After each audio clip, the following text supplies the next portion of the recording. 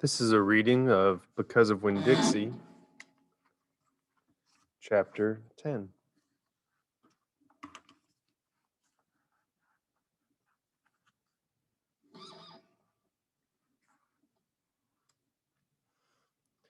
I told Gloria Dump everything. I told her how me and the preacher had just moved to Naomi and how I had to leave all my friends behind. I told her about my mama leaving, and I listed out the 10 things that I knew about her. And I explained that here in Naomi, I miss my mama more than I ever had in Watley. I told her about the preacher being like a turtle, hiding all the time inside his shell. I told her about finding Winn Dixie in the produce department and how because of him, I became friends with Miss Franny Block. And I got a job working for a man named Otis at Gertrude's Pets and got invited to Sweetie Pie Thomas's birthday party. I even told Gloria Dump how Dunlap and Stevie Dewberry called her a witch. But I told her they were stupid, mean, bald headed boys, and I didn't believe them. Not for long, anyhow. The whole time I was talking, Gloria Dump was listening. She was nodding her head and smiling and frowning and saying, and, and is that right? I could feel her listening with all her heart, and it felt good. You know what? She said when I was all done. What? Could be that you got more of your mama in you than just red hair and freckles and running fast. Really? I said. Like what? Like maybe you got her green thumb. Two of us could plant something and see how it grows. Test your thumb out. Okay, I said. What Gloria Dump picked for me to grow was a tree. Or she said it was a tree. To me, it looked more like a plant.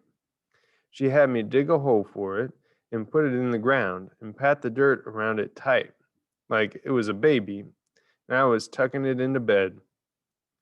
What kind of tree is it? I asked Gloria Dump. It's a wait and see tree, she said. What's that mean? It means you got to wait for it to grow up before you know what it is. Can I come back and see it tomorrow? I asked. Child, she said, as long as this is my garden, you're welcome in it. But that tree ain't going to have changed much by tomorrow. But I want to see you too, I said. Said Gloria Dump. I ain't going nowhere. I'll be right here. I woke Winn Dixie up then. He had peanut butter in his whiskers and he kept yawning and stretching. He licked Gloria Dump's hand before we left, and I thanked her. That night, when the preacher was tucking me into bed, I told him how I got a job at Gertrude's Pets, and I told him all about making friends with Miss Franny Block and getting invited to Sweetie Pie Thomas's party. And I told him about meeting Gloria Dump. Winn Dixie lay on the floor waiting for the preacher to leave so he could hop on the bed like he always did. When I was done talking, the preacher kissed me good night, and then he leaned way over and gave Winn Dixie a kiss too, right on top of his head. You can go ahead and get up there now, he said to Winn Dixie. Winn Dixie looked at the preacher.